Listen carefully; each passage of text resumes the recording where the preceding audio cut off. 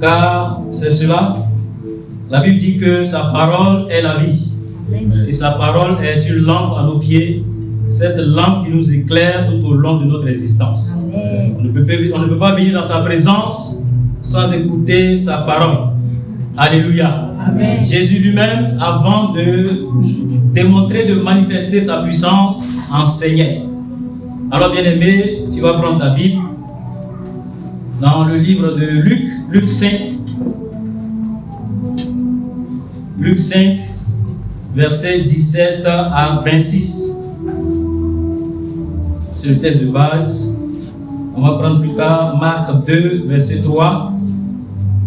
Jacques 2, verset 26.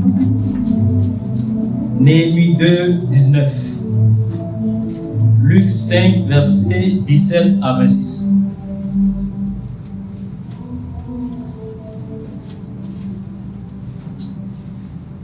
Alléluia. Amen. Amen. Si tu as retrouvé, on va lire la parole du Seigneur. Luc 5, verset 17 à 26. Un jour, Jésus enseignait des pharisiens et des docteurs de la loi.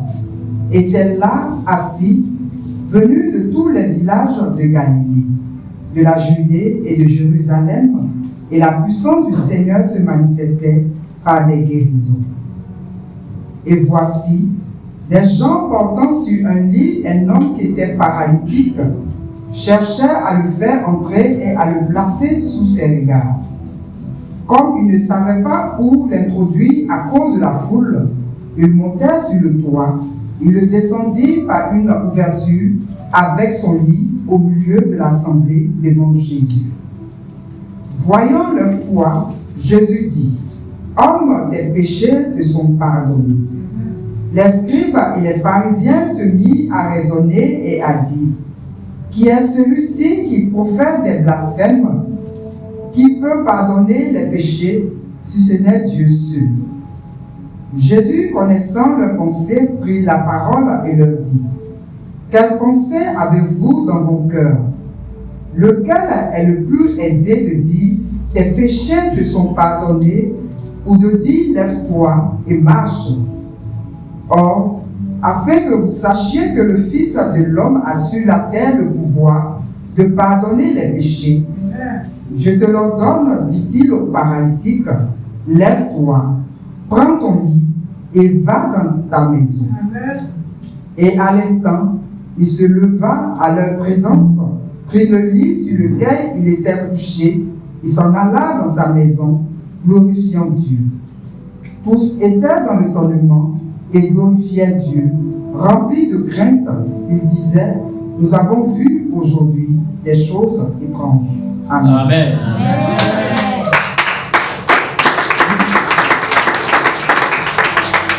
Tu vas prendre également Marc 2, verset 3. On va lire rapidement.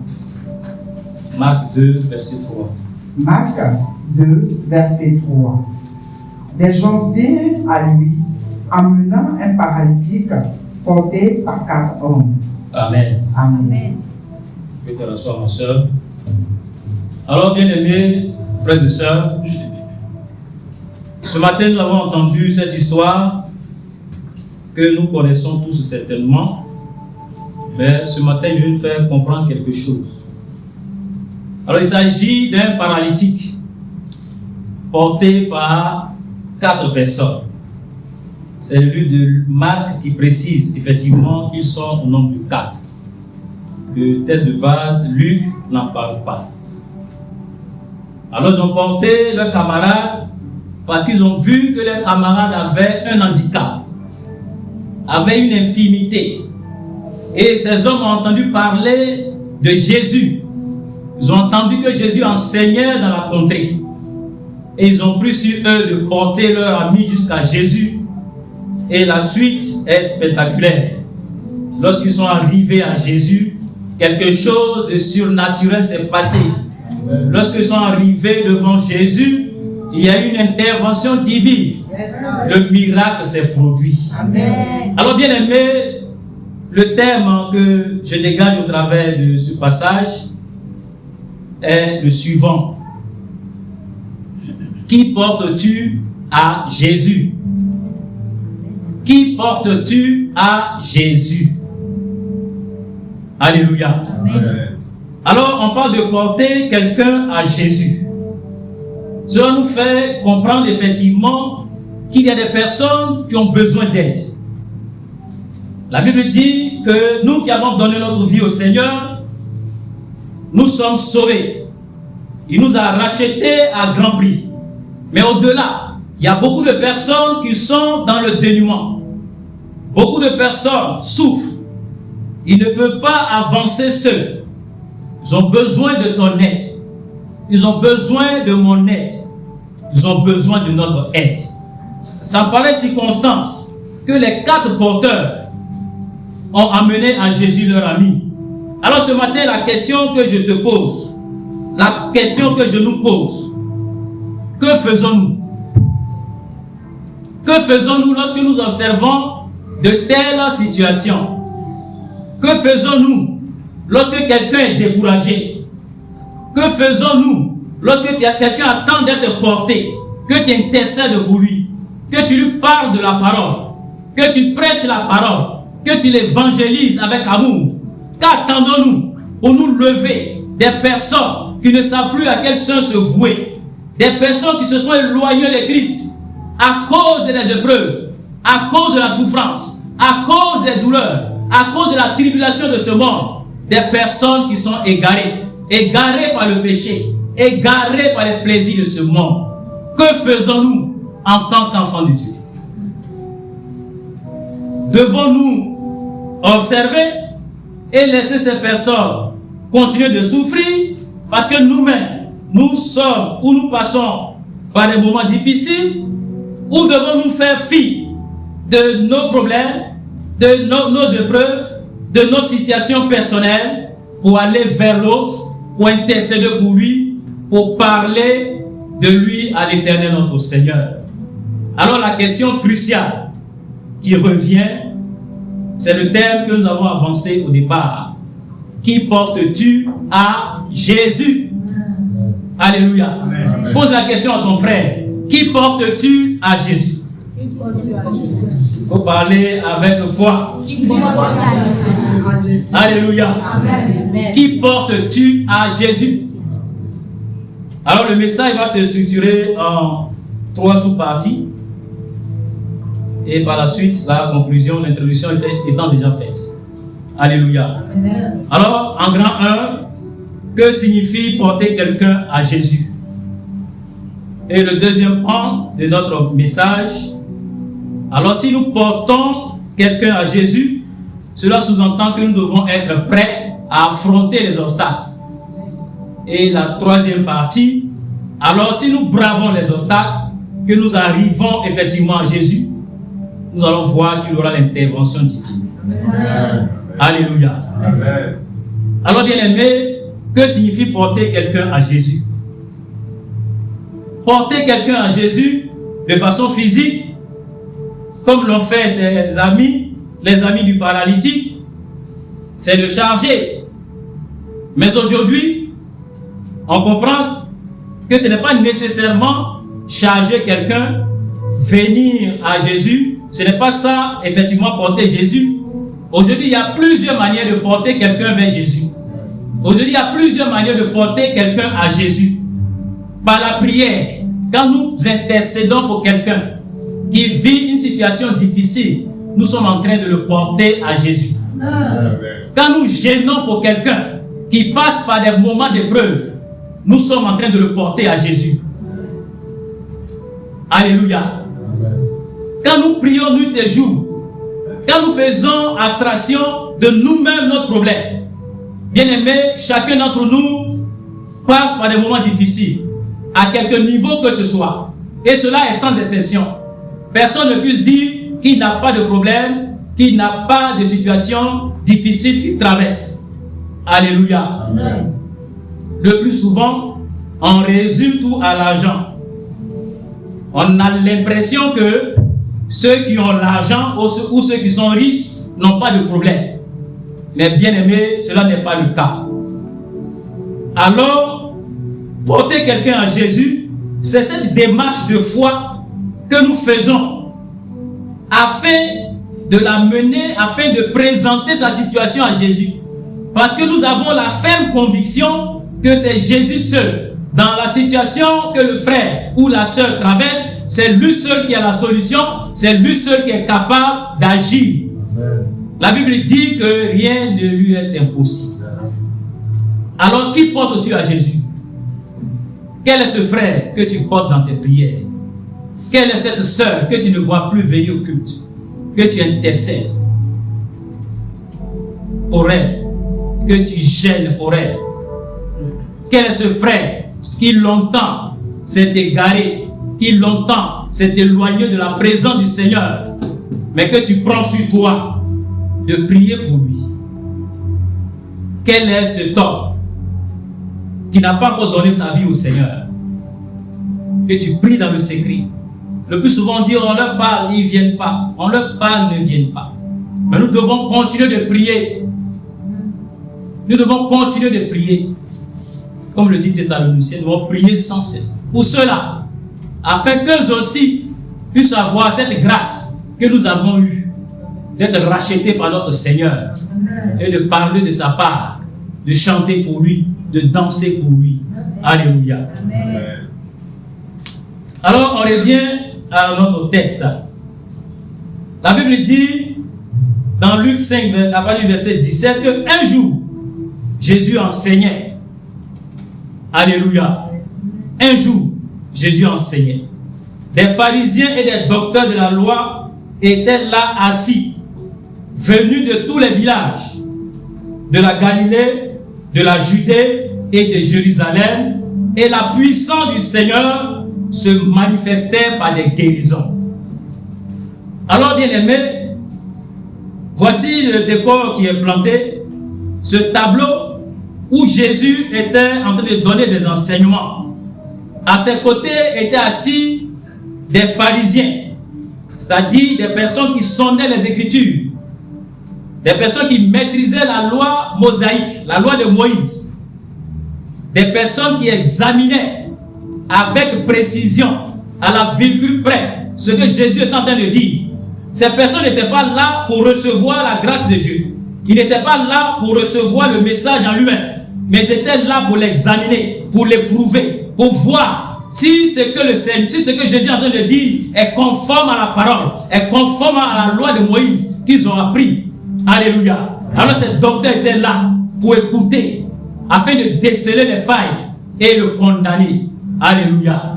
Mais ce matin, nous sommes là, pas comme ces pharisiens, pas comme ces docteurs de la loi, pas comme ces scribes. Nous sommes là pour écouter le Seigneur et espérer recevoir quelque chose de lui. Alléluia. Nous ne sommes pas dans la même posture. Dis à ton frère que je ne suis pas dans la même posture que les pharisiens ce matin.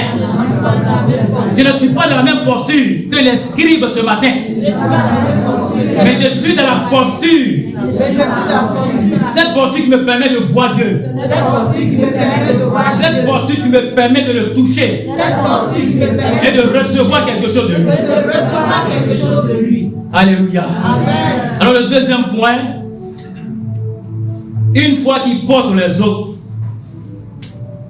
si ces 4 personnes ont décidé de porter leur ami paralytique, il faut d'abord relever qu'ils ont manifesté la foi.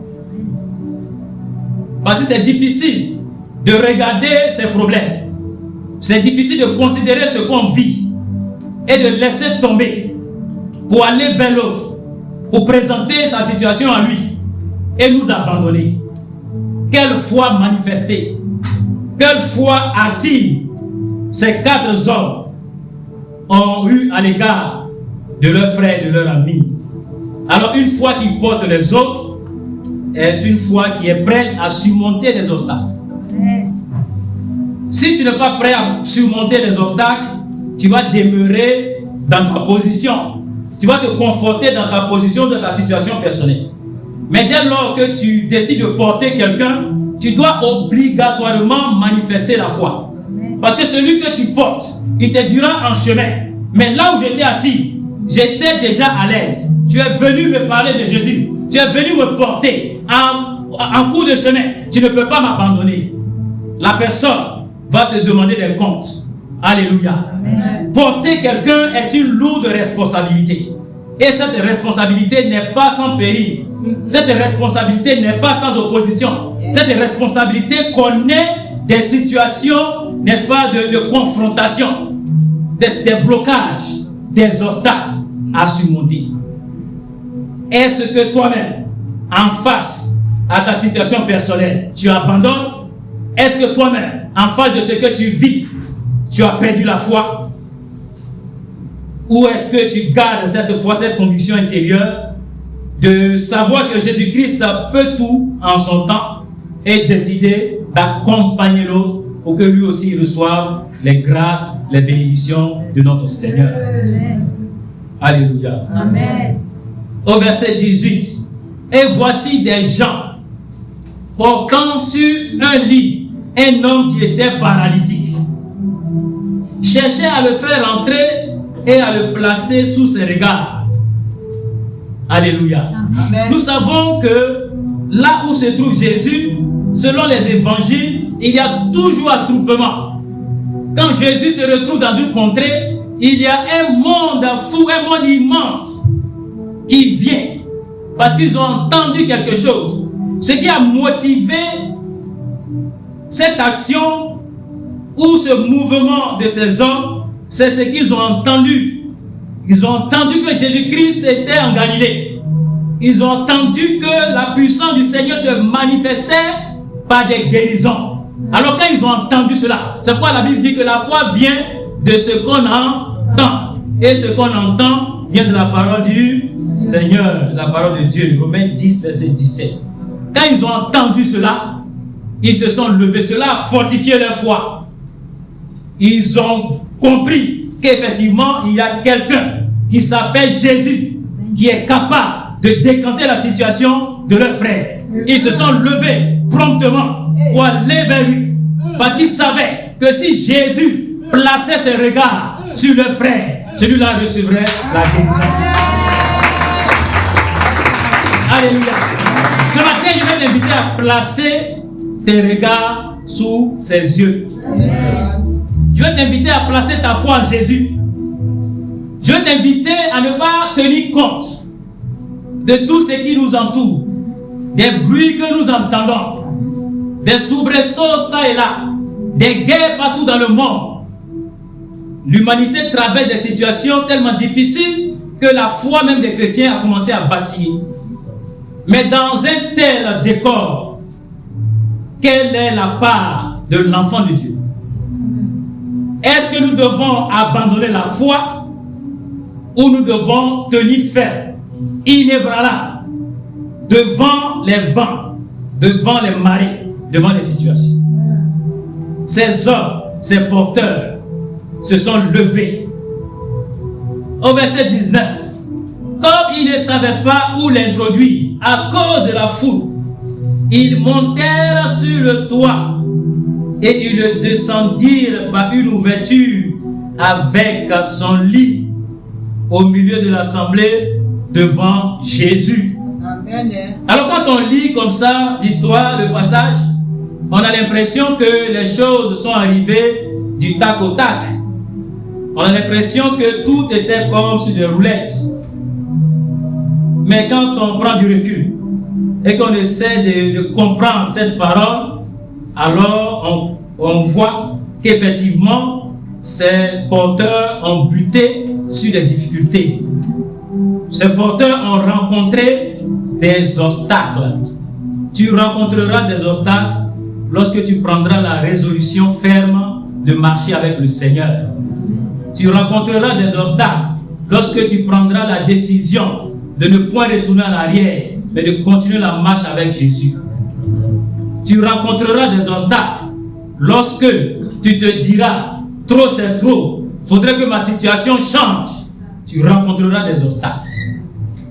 Mais bien aimé, la Bible nous conforte avec plusieurs exemples. Quand de pareilles circonstances, nous ne devons pas baisser les bras, nous devons garder la foi. Cette conviction que même si c'est dur, même si c'est difficile, même si rien ne semble pointer à l'horizon, nous devons demeurer et attendre. Alléluia. Nous devons attendre le temps du Seigneur, attendre le temps de Dieu, sans compromission, sans excuse. Alléluia. On va dire Néhémie 2, verset 19. Si quelqu'un a retrouvé, Néhémie 2, verset 19. Néhémie 2, verset 19. Sambala, le Horonite à Tobija, le serviteur ammonite, et Geshem l'arabe, en ayant été informés, se moquaient de nous et nous méprisaient. Il dit, que faites-vous là? Vous vous révoltez contre le roi. Amen. Amen. Merci, ma soeur.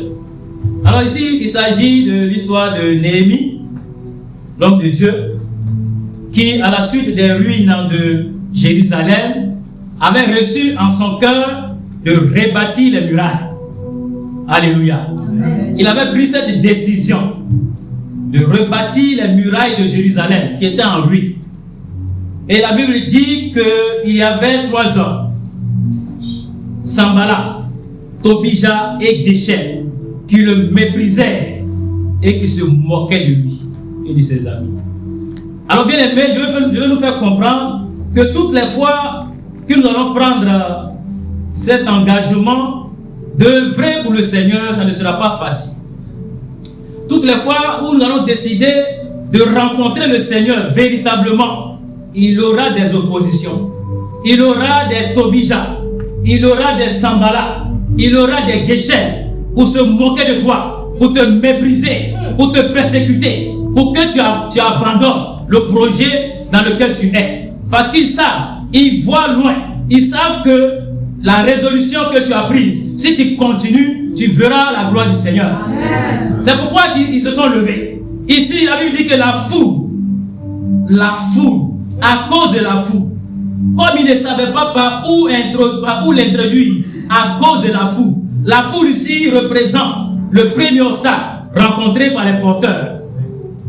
La foule, les raisonnements, la foule, les philosophies, les critiques, la foule, le découragement, la foule, c'est tout ce qui peut faire perdre de vue l'objectif d'une personne. La foule. Ils partaient avec leurs amis rencontrer Jésus. Mais il y avait la foule, cet obstacle immense. Mais ce qui est rassurant, ce qui démontre effectivement que ces porteurs ont manifesté la foi, on ne voit pas qu'ils se sont découragés. On ne voit pas qu'ils se sont dit, retournons-nous. Allons-y le déposer à la maison. On veut bien faire. On veut bien agir. On voudrait que Dieu, on voudrait le placer sous les regards de Dieu. Mais c'est impossible. Comme le papa nous l'a dit le vendredi dans l'enseignement, Daniel avait reçu le décret du roi Darius interdisant toute personne d'adorer un autre Dieu autre que Darius et ses dieux. Sur 30 jours, l'interdiction était donnée. Mais la Bible dit que Daniel est resté ferme dans ses prières. Les trois prières par jour. Daniel n'a pas abandonné ces 3 prières par jour. Daniel n'a pas fait de concession. Daniel n'a pas donné d'excuses. Daniel n'a pas raisonné avec Dieu. Il n'a pas dit à Dieu, attends un peu. Le temps que les 30 jours passent pour que je reprenne à t'adorer, pour que je reprenne mes prières quotidiennes. Mais il a continué et sa fenêtre était toujours ouverte sur Jérusalem. Amen. Alléluia. Amen. Notre Père nous a donné cet enseignement le vendredi encore. Amen. Alors comme David, ces personnes n'ont pas trouvé d'excuses. Ces 4 porteurs, ils n'ont pas raisonné. La foule était là. Il n'y avait pas d'issue. Des personnes bien portantes étaient bloquées. À plus forte raison, un paralytique. Quelqu'un qui est handicapé. Quelqu'un qui ne peut pas se mouvoir. Quelqu'un qui rencontre tous les problèmes. Quelqu'un qui vit une situation difficile. Alléluia. Il pouvait se dire, comme il n'y a pas d'issue, on veut bien faire. Bien aimé, on veut t'aider, mais il n'y a pas d'issue. Toi-même regarde. Allons-y. Retournons à la maison.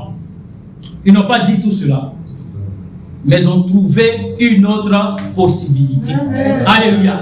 Bien aimé, je te dis que quand la situation devient difficile, où il n'y a plus d'issue, ne te décourage pas. Parce qu'il y a toujours une porte qui est ouverte que tu ne vois pas.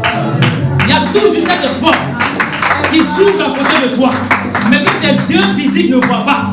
Il faut avoir les yeux spirituels pour voir que là où tu as buté sur la difficulté, là où le mur est au-devant de toi, où tu ne peux pas avancer, il y a une passerelle quelque part.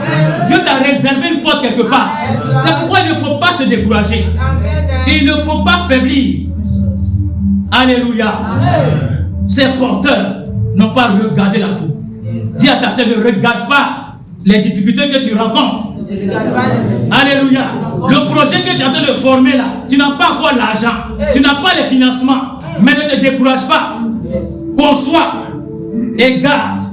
Un jour viendra, comme ce jour, tu rencontreras des financiers. Alléluia. Amen. Oui, la maladie dans laquelle tu te trouves, même quand les médecins ont tout essayé, il n'y a pas eu de solution. Comme cette femme, hémorroïde, c'est la femme qui perdait du sang depuis 12 ans. La Bible dit qu'elle avait dépensé tout son argent. Mais lorsqu'elle a entendu passer, que Jésus passait par là, elle est venue par derrière lui et a touché le pan de sa robe. La Bible dit qu'à l'instant, Jésus a déclaré, il a dit quelqu'un m'a touché. Va, ta foi t'a guéri. Alléluia. Notre foi peut nous guérir encore aujourd'hui. Notre foi peut nous sauver des situations encore aujourd'hui. Notre foi peut nous relever encore aujourd'hui. De là où tu es tombé hier, n'abandonne pas. De là où tu n'as pas réussi hier, n'abandonne pas. Quand l'échec t'avait enveloppé, je vais te dire que la réussite aussi est à côté. Vous savez, les choses sont deux. On parle de dualité. Il y a la vie et il y a la mort. Il y a l'échec, il y a la réussite.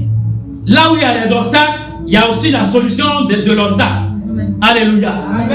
Alors cela doit nous conforter dans notre position. Cela doit nous donner de ne pas promener de regards inquiets. Bien aimés, nous devons rester droits dans le Seigneur. Continuer de prier et jeûner. Car un jour vient, comme pour ce paralytique, Dieu fera que nous pourrons véritablement être sous ses regards. Alléluia. Qui portes-tu à Jésus? Que les obstacles ne te troublent point. Que les obstacles ne te désorientent pas. Que les obstacles ne soient pas ce qui t'empêchera d'avancer. Mais quand tu butes sur la difficulté, tu prends un temps pour te ressourcer, pour demeurer dans la parole, dans la prière, dans la méditation. Un temps de persévérance et d'espérance et continuer la marche. Alléluia. Amen. Alors ils ont continué. La Bible dit, toujours verset 19, ils montèrent sur le toit, un paralytique porté sur une civière. Comment on fait pour monter sur le toit? Ils pouvaient se dire, mais c'est impossible. Souvent nous disons, mais la situation c'est impossible. Souvent quand l'homme de Dieu prophétise, tu vas travailler, tu vas te marier, tu vas voyager, tu vas avoir telle promotion ou ceci. Souvent, quand on se regarde, on dit, mais c'est impossible. Avec ce que nous voyons là, ce que les yeux physiques te donnent de voir, te permet de comprendre un tas soit peu que c'est impossible. Mais lorsque tu demeures, tu sais la parole dans ton cœur et que tu pries nuit et jour, il y a une lucarne qui s'ouvre. Alléluia. Rien n'est impossible à lui. La foule, le découragement, le regard des autres, le manque de temps, la résistance des personnes. Il y a des gens bien portants, ils veulent passer, ils n'ont pas encore eu la place. Vous venez avec un paralytique. Mais personne ne pourra te laisser passer. Alléluia. Cela nous permet de comprendre effectivement que lorsque tu passes par des moments difficiles, il n'y a personne qui puisse t'aider. Ces hommes-là pouvaient dire, mais la situation de ce frère qui est arrivé sur civière est tellement grave qu'il faudrait qu'on lui laisse un petit pan. On lui laisse le chemin. Ils pouvaient se dire cela. Alléluia. Quand c'est dur, le plus souvent, les hommes disent que quand c'est dur, chacun se cherche. Alléluia. Ils pouvaient se dire cela. Mais lui, il est plus dans le besoin que nous.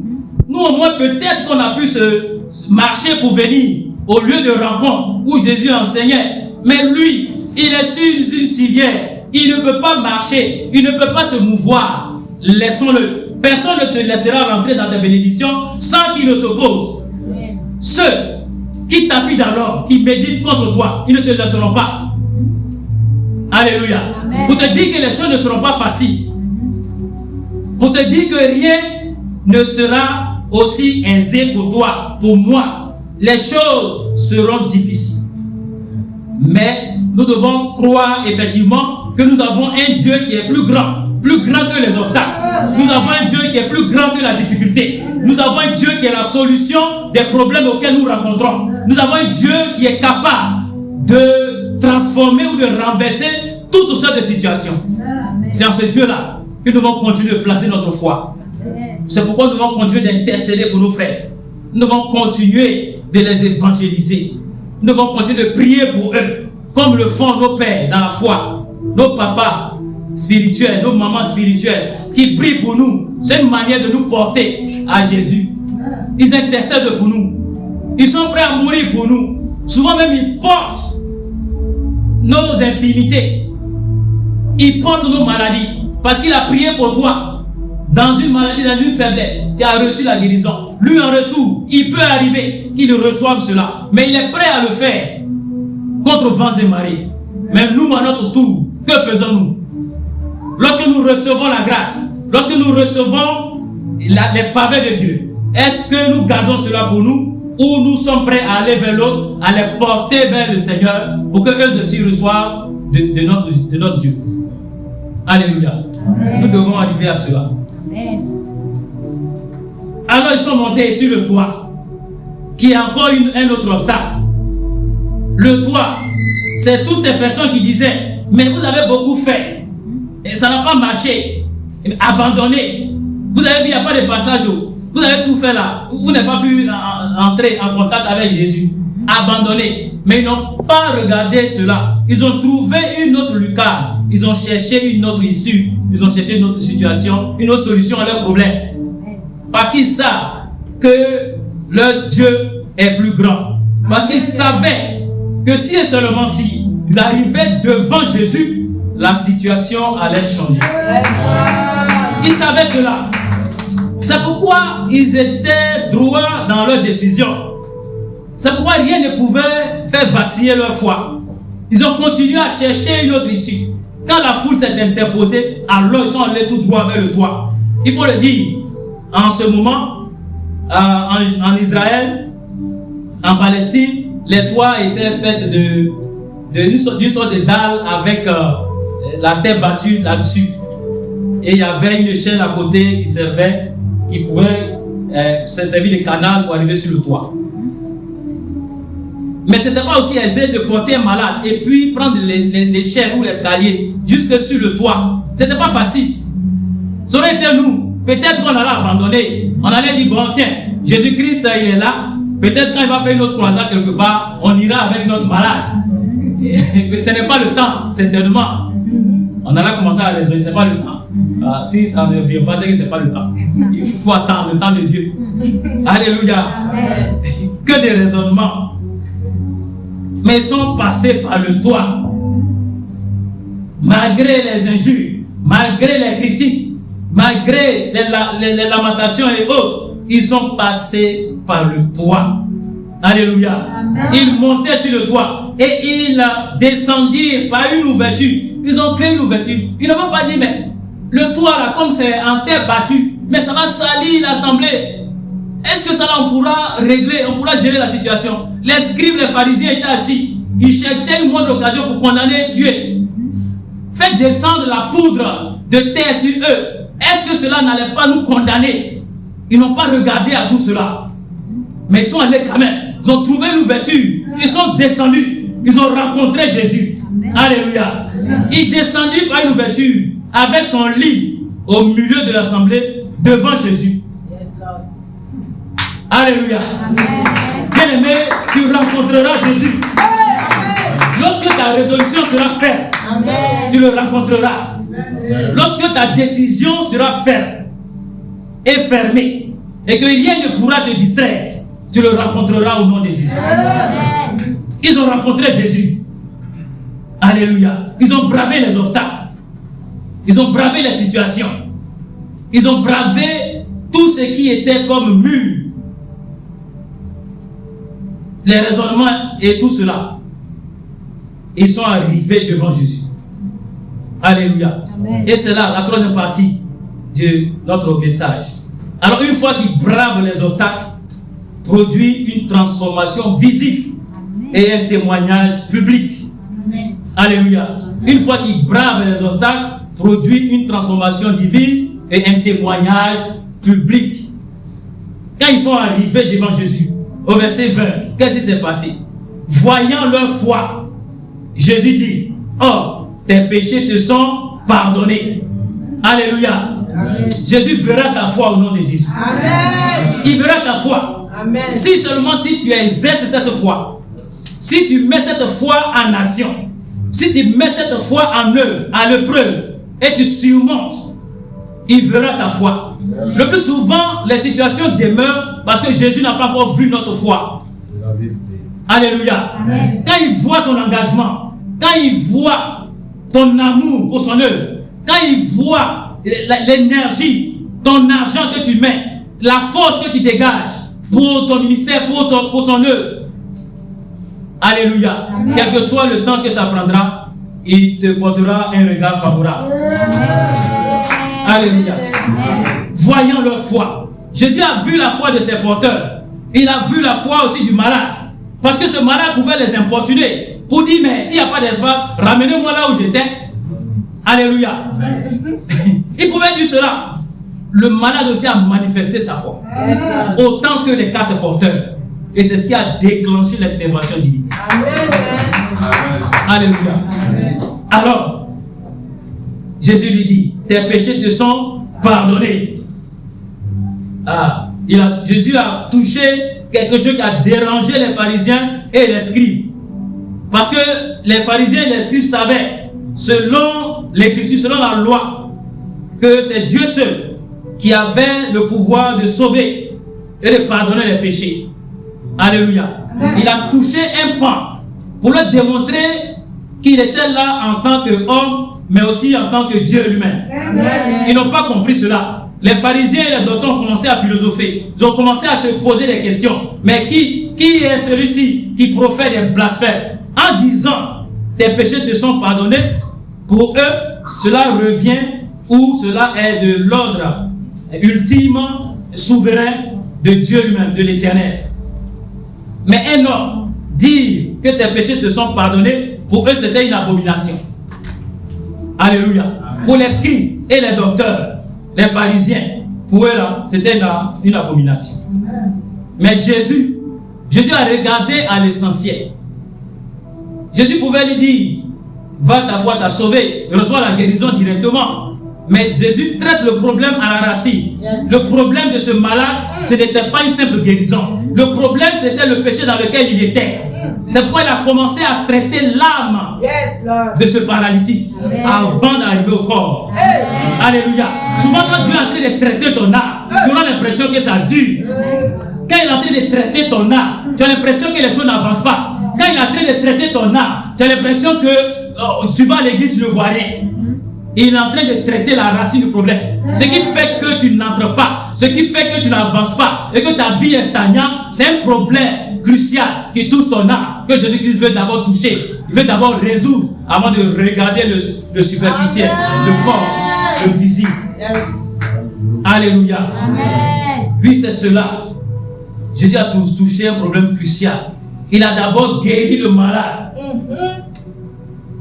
sur le pan de son âme, avant, plus tard, le guérir physiquement. Si nous voulons recevoir cette véritable grâce et bénédiction de l'Éternel, nous devons nous laisser façonner, nous devons nous laisser nous épurer comme l'or. Nous devons passer par le feu. Il doit nous débarrasser de tout ce qui n'est pas de lui, pour qu'enfin, lorsqu'on sort, on puisse dire, voici une servante, voici un enfant de Dieu. Amen. Voici une fille de l'Éternel. Il prend le temps de nous préparer. Il prend le temps de nous façonner il prend le temps de nous donner une forme qui lui plaise, une forme spirituelle et physique qui lui plaise. Alléluia. Amen. Alors, au-delà des raisonnements, Jésus a démontré qu'il est lui-même Dieu et qu'il a fait preuve de sa nature divine. Les raisonnements et les oppositions des docteurs, des scribes ne l'ont pas freiné. Il a continué le travail qu'il avait commencé. Il a commencé par son âme. Ce n'était pas fini. Parce que la guérison de l'âme, personne ne pouvait le voir. Personne ne pouvait voir cette guérison de l'âme. Elle est intérieure, elle est spirituelle. Mais ce que les hommes voient, c'est le physique. Alors bien aimé, si tu n'as pas encore reçu la bénédiction physique, ne dis pas que tu n'es pas béni. Alléluia. Amen. Dis à ton frère, je suis béni. Je suis béni. Je suis béni. Je suis béni. Alléluia. Nous sommes bénis. Parce que ce que Dieu a déposé en nous, que personne ne voit. Les hommes ne voient pas. Ils veulent voir ce qui frappe aux yeux. L'homme regarde à ce qui est physique. Mais Dieu lui regarde au cœur, il regarde à l'essentiel. L'essentiel que Dieu a déposé en toi, c'est ce qu'il faut voir. C'est ce sur quoi il faut t'appuyer pour ne pas faiblir, pour ne pas baisser de la foi. Amen. Alléluia. Amen. Alors, il s'en est suivi la guérison physique. Au verset 24, il dit, or, afin que vous sachiez que le Fils de l'homme a sur la terre le pouvoir de pardonner les péchés, je te l'ordonne, dit-il au paralytique, lève-toi, prends ton lit et va dans ta maison. Alléluia. Je te dis ce matin, lève-toi. Des difficultés dans lesquelles tu te trouves, lève-toi ce matin. Amen. Car Jésus-Christ a entendu tes prières. Amen. Il t'a dit de te lever. Amen. Il t'a dit de continuer de marcher. Amen. Et que tu n'es plus paralytique. Amen. Ce problème-là ne peut plus t'assaillir. Amen. Ce problème ne peut plus continuer de troubler tes sommeils. Car Dieu est là. Dans ta barque. Amen. Il est là. Il est dans ta barque ce matin. Amen. Il est dans ta barque ce matin. Si et seulement si tu crois qu'il est dans ta barque, il est capable de le faire. Amen. Comme il a opéré ce miracle pour le paralytique. Amen. Il est capable de le faire. Alors bien aimés, nous devons nous tenir prêts. Nous devons nous apprêter. Amen. Nous devons nous préparer. Amen. Par la méditation, Amen. par la prière, à recevoir notre Seigneur. Parce que lorsqu'il viendra, lorsqu'il surviendra, lorsqu'il sera là, lorsque nous le toucherons, notre situation changera. Alléluia. Il change ta situation ce matin au nom de Jésus. Il change ta situation ce matin au nom de Jésus. Amen. Ce matin, il te débarrasse de ton infinité. Amen. Ce matin, il te débarrasse de ton infinité. Amen. Ce matin, il te débarrasse de tout ce qui pesait sur toi et contre toi. Des barrières, des obstacles, des épreuves à n'en point finir. Ce matin, il est capable de te faire grâce. Amen. Il est capable d'agir encore. Alléluia. Amen. Le malade s'est levé au verset 25 et à l'instant, alléluia, automatiquement, à l'instant, Amen. il se leva en leur présence, prit le lit sur lequel il était couché et s'en alla dans la maison glorifiant Dieu. Amen. Tous étaient dans l'étonnement. Alléluia. Quand Dieu va déclarer cette parole, qui va te guérir, qui va te lever, Amen. ton quartier sera dans l'étonnement. Amen. Ceux qui se moquaient de toi, qui t'appelaient maman pasteur, à cause du fait que chaque jour tu as ta Bible, ils seront dans l'étonnement. Le miracle, la transformation que Dieu va opérer dans ta vie fera que ceux-là témoigneront de façon publique. Ils reconnaîtront que ton Dieu est le véritable. Ils reconnaîtront que ton Dieu est encore puissant. Ils reconnaîtront que ton Dieu n'a pas changé. Il n'a pas changé. Alléluia. Il est encore capable. Tout est encore possible. Bien-aimé, oui, face à cette tribulation, face aux épreuves que tu traverses, garde la foi et sois un porteur d'or. Qui porteras-tu à Jésus? Ou qui portes-tu à Jésus? Alléluia. Continueras-tu de ne penser qu'à toi? Ou seras-tu un canal de délivrance, de restauration pour un frère, pour une sœur? Alléluia. Lorsque tu retourneras à la maison, est-ce que tu vas décider de porter enfin quelqu'un pour que cette personne vienne avec toi dans la présence du Seigneur? Amen. Comme ce matin, notre papa va porter cet enfant à la face de l'Éternel en le présentant à Dieu. Amen. Alléluia. Amen. Il y a plusieurs manières de porter. Prenons cette décision. Amen. d'être des porteurs d'or. La Bible dit que nous sommes sauvés. Alors nous devons être des canaux pour sauver d'autres personnes. C'est ce à quoi Dieu nous appelle. Que Dieu nous aide. Amen. Que Dieu nous aide à être des porteurs. Amen. À ne pas laisser les circonstances, les temps. Tout à l'heure, quand la dirigeante parlait, elle a dit que les temps sont mauvais. Effectivement, il y a beaucoup de choses qui se passent dans ce bas monde. Mais nous, enfants de Dieu, la Bible dit que nous sommes le sel de la terre. Nous sommes la lumière du monde. Cette lumière doit continuer de briller dans l'obscurité de ce monde. Cette lumière doit continuer de luire là où les ténèbres avaient imposé leur autorité. Cette lumière de Dieu que nous avons reçue gracieusement de Dieu doit bouter hors l'obscurité afin que la lumière règne à jamais. À jamais dans nos cœurs, à jamais dans nos foyers, à jamais dans nos églises, à jamais dans cette nation, à jamais partout dans ce monde. Que le nom de Seigneur soit